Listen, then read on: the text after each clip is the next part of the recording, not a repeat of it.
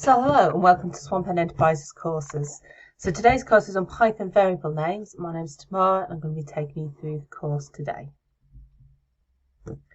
So what we're going to learn in today's course is what a variable name is, what you can put in a variable name, how to write a good variable name, and what makes a good variable name. So we're going to head straight over to Google Colabs and we're going to get working in our Python code book. Okay, so what is a variable name? A variable name is a name that we give something where we can store the data and it be associated with that name. So you can create a variable name and then you assign a value to it. So for example here, we're going to go with my variable name and we're going to assign that the value of 12.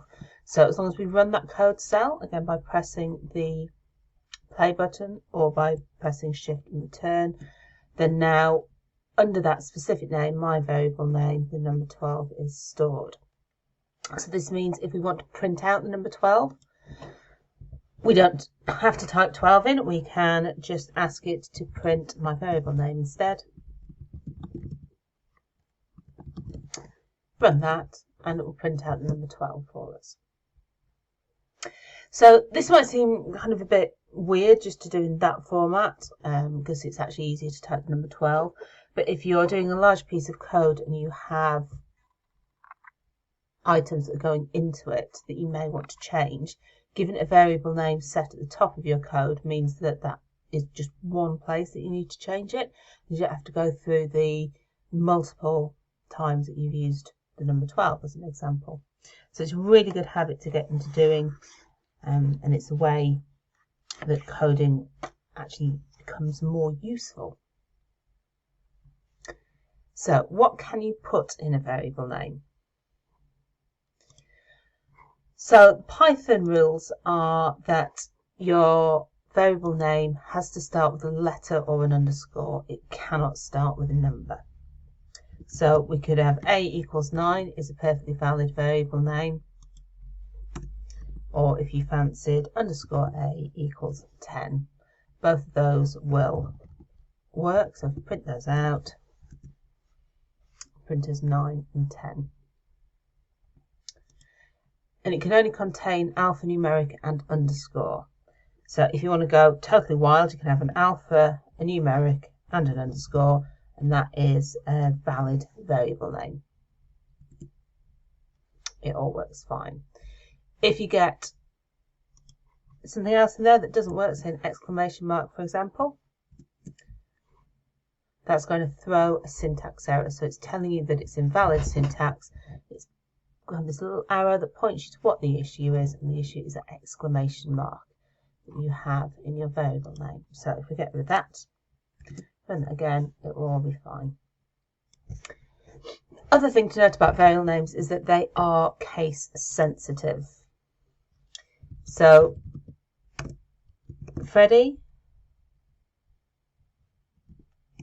is different to Freddie with a capital F,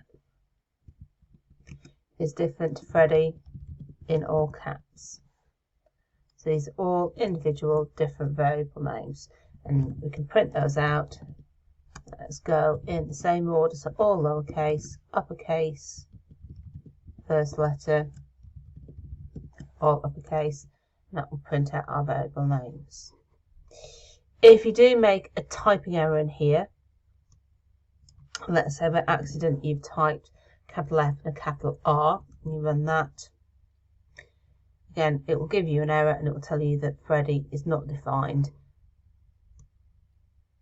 So you know to check on Freddie with a capital F, capital R, and go, didn't actually create that variable name, and then you can correct the problem that you have there.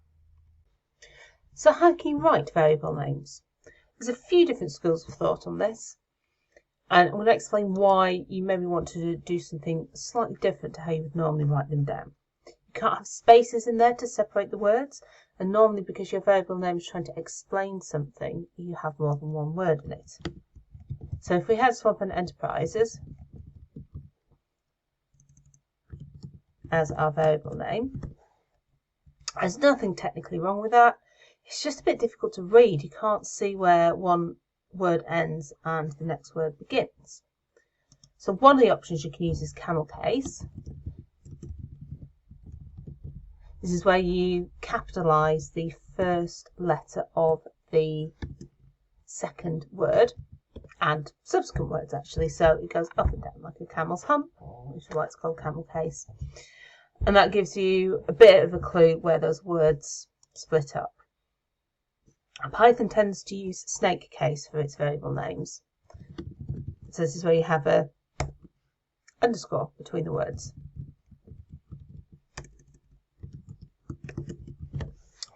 So both of these are perfectly valid to use. If we're going kind of properly Pythonic, then a snake case is the way forwards. But if you actually prefer using camel case, that's perfectly fine, as long as you have some way of easily reading your variable names. So we're going to have a look at what is a good variable name. If you're in the middle of a large piece of code and you're creating a variable just for a very small amount of time to produce a bigger result, then just a simple letter is actually a perfectly good variable name. So XYZ, ABC, whatever you prefer. And then what you would do is put these together into a more descriptive variable name. So our final result, for example, is going to be X plus A.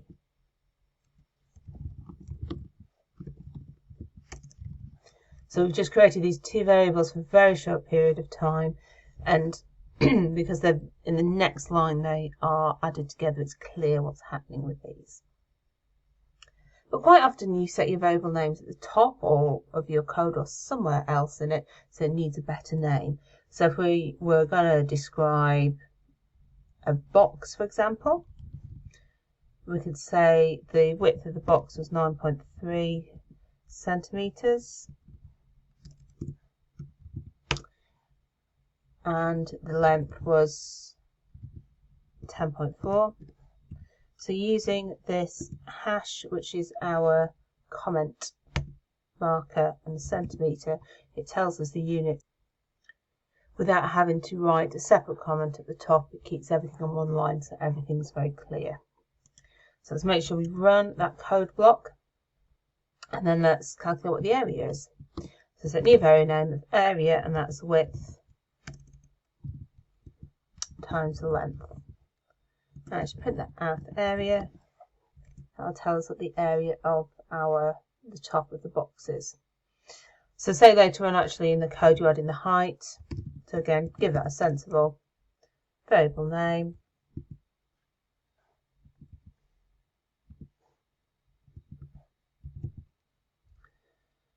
And then you can work out the volume.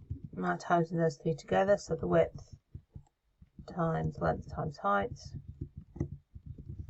So you don't need to worry about making sure what the values of everything is, because they're set within these variable names. You can just calculate straight away if you had included the equal sign. So the volume equals the width times the length times the height. So another example, if you are, say, storing ages of multiple people, you can have a variable name which starts with age, underscore, and then the name of the person. So you can have lots of ones that you all know. They all start with age, so you know it's the age of something, and then tells you which person it is the age of. And then you can use these variable names, for example, to find out if Roger is older than Brian.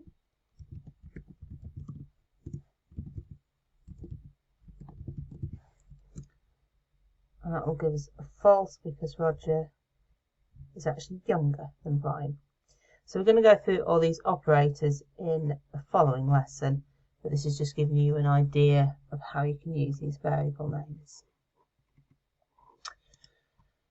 The other thing you can do is say, if you have painting a room and you have different colours that you want to paint things, you can set them up. So you can have the colour of the walls being green,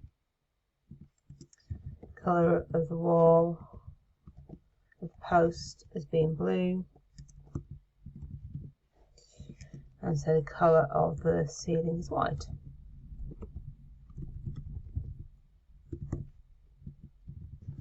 And then if you want to work out what your colour of things are, you can ask it, and you can put some words in which actually kind of makes it nicer to read. The colour of my wall is, and then print out the colour of wall.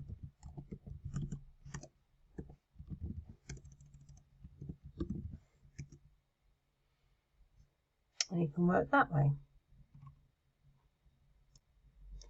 So if you're using your variable names and you're not sure you've actually created it, if you type it in, run that cell, it will tell you that it's not been defined. So the first time you actually use a variable name is when you want to define it. So let's define my favourite band as being Queen. Load that in. So we can now do something like that. We can put it out.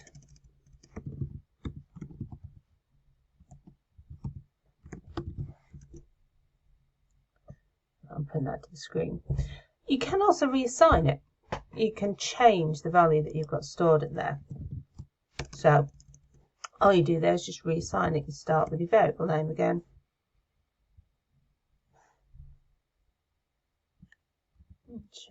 There we go.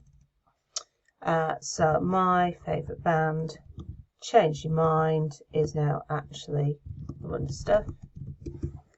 And if you run that,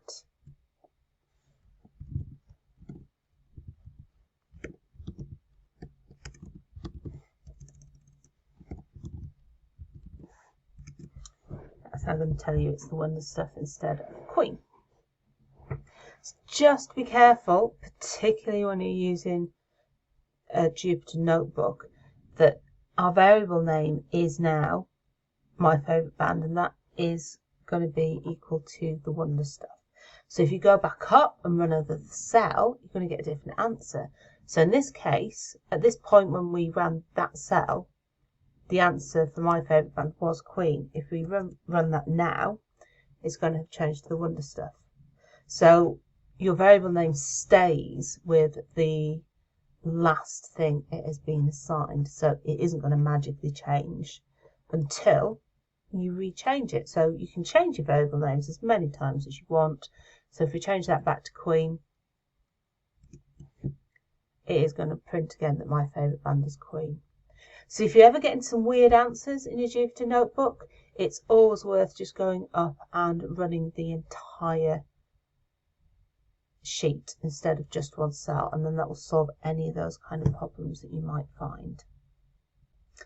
So our conclusions for our Python variable name course is that the variable name has to describe the data that it's storing.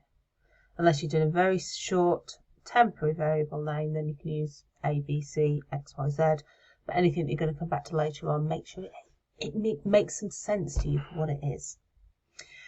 Tend to use snake case or camel case to write variable names, so you can check between where the different words end and start. It just makes it easier to read. And most of Python uses snake case in this example. So the first time you use that variable name is to set its value. But remember, you can overwrite its value if you want to do it at a later date. So, where to go next? For your next course, have a look at the suggested course order, and that will show you the next logical progression. And remember, as long as you're subscribed, you can revisit any course at any time. There's a workbook to go with this course, so please go and have a practice on that of generating your own variable names. If you need any further help, then have a look at the critique and the question and answer recordings. There's lots of additional information in there. And if you still have a question, please do email it in and we can answer it in a question and answer session. If you do want some personalised guidance or help, then I run events, so please go and have a look there, see if there's anything that's available for you to attend. And there's always one-to-one and small group tutoring if you would like to go down that route. So thank you very much for joining us for Python variable names. I look forward to seeing you at the next course.